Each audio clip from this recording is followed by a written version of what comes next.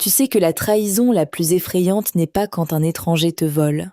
C'est quand quelqu'un dîne à votre table, dort sous votre toit, vous sourit au visage et vide tranquillement votre portefeuille pendant que vous dormez. J'ai passé plus de 10 ans à dénoncer des mensonges pour gagner ma vie, mais rien ne m'a préparé à découvrir que la plus grande enquête de ma carrière commencerait dans ma propre maison.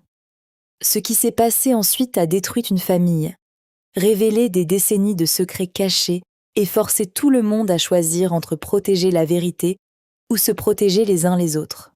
Je m'appelle Claire Bennett et pendant plus d'une décennie, j'ai travaillé comme journaliste d'investigation. Trouver des mensonges était mon métier.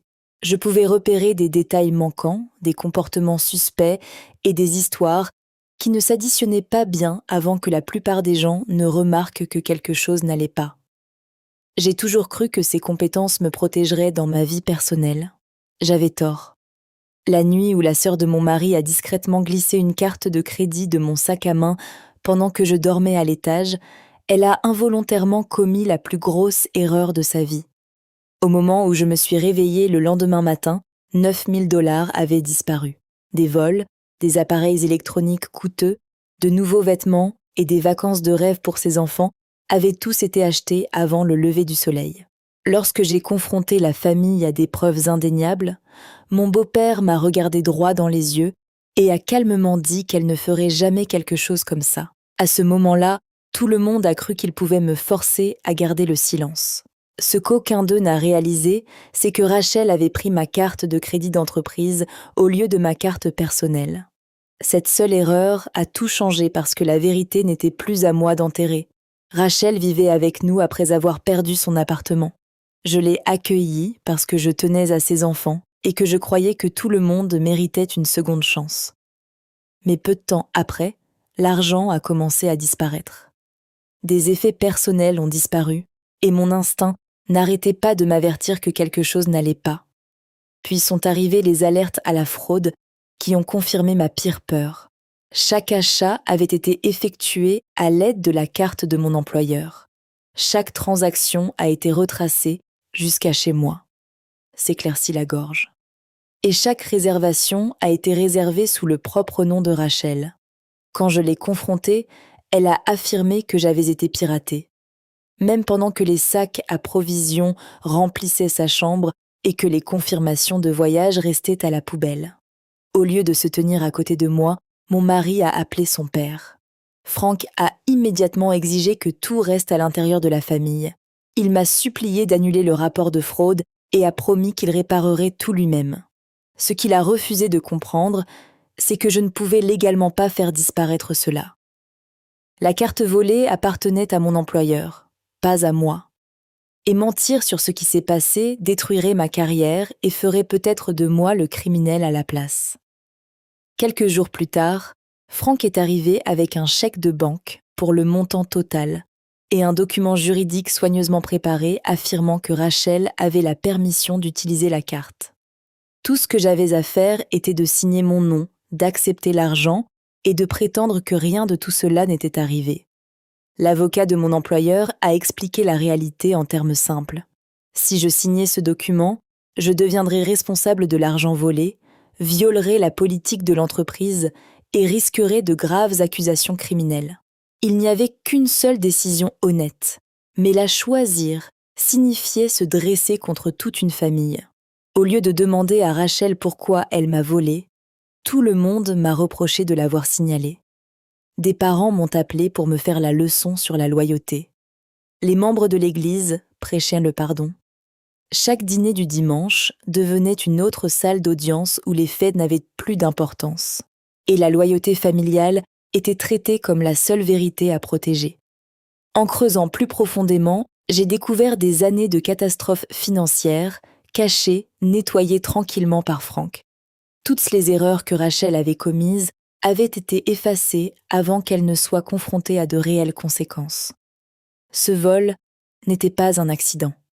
C'était une tradition familiale. Puis mon mari a finalement admis quelque chose qui a tout changé.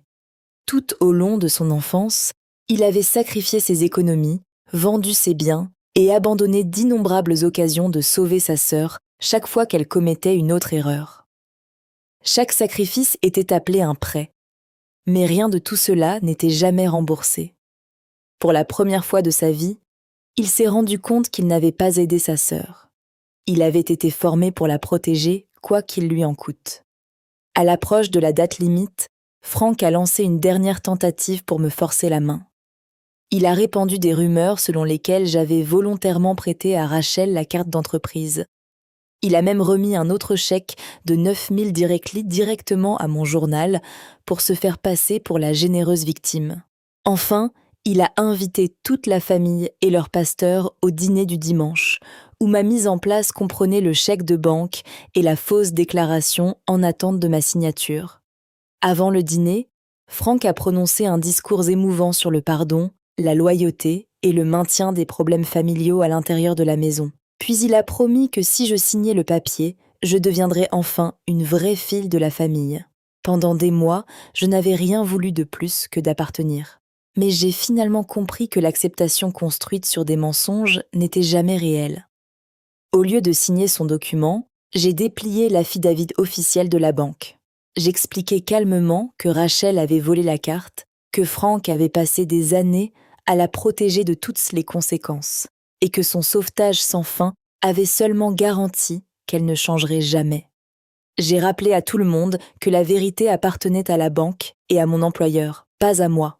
Ensuite, j'ai signé l'affidavit avec le stylo-plume de mon défunt père et j'ai tranquillement poussé les caissiers, vérifiés de l'autre côté de la table. Franck m'a regardé avec chagrin et colère avant de déclarer que je n'avais jamais vraiment fait partie de la famille. Rachel rassembla silencieusement ses enfants et sortit.